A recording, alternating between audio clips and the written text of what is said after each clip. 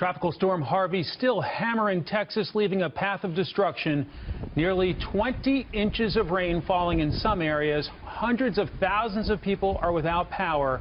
Areas like Victoria, Texas have experienced winds as high as 130 miles per hour. Paul Polasek is the mayor of Victoria and joins us now by phone. Mr. Mayor, thanks for your time. What are the biggest concerns facing your community right now?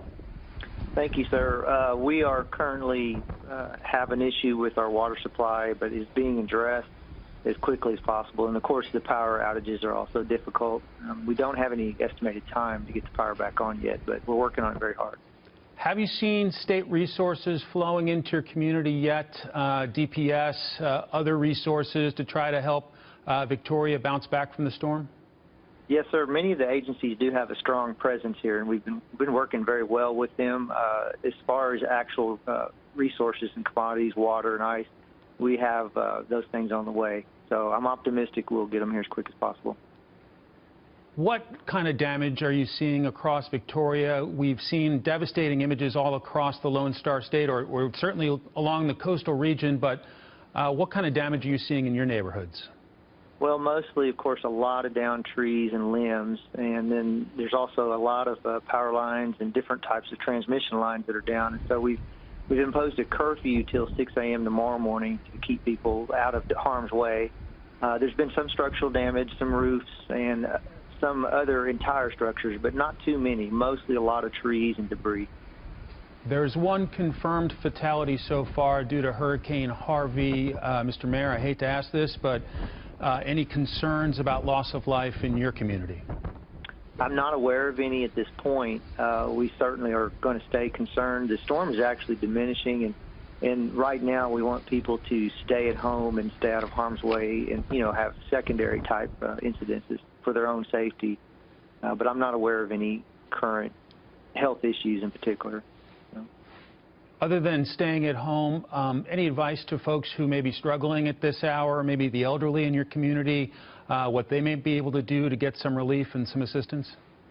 Well, work together. Victoria is such a wonderful community. We do take care of each other, and I encourage neighbors to help each other out and conserve your resources in water and food until make sure we get everything back on. I think we're going to be okay, and our first responders are now responding to calls. The wind is diminished enough to where they can respond. So we just need to be patient and calm and work together. I know from years covering hurricanes along the Gulf Coast there and other parts of the southeast, a lot of times you issue these warnings to folks to get out before the storm arrives. Did your people heed those warnings? Do you think most of Victoria residents got out while they could? This storm grew at such an incredibly rapid pace that was difficult for us.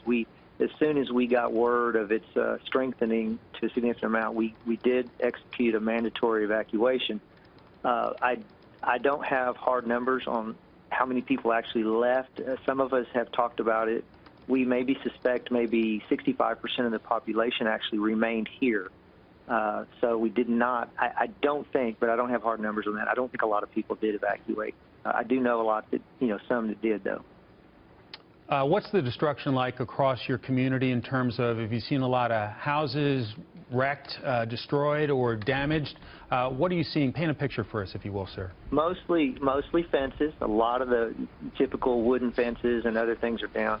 Some lighter structures, barn type or sheds or just work barns. I've noticed some of those down.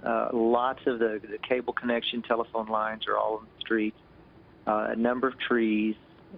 There's just been a few facades on buildings and things that's been blown off. There is some debris. That debris is now, in the roadways and stuff, so it's a little difficult to traverse all that. We're not through with our assessment of damage yet. A lot of the first responders are out now doing that, trying to get it done before dark. Mayor Paul Polasek of the community of Victoria, Texas. Mr. Mayor, we thank you for your time, and we wish you and your community the very best.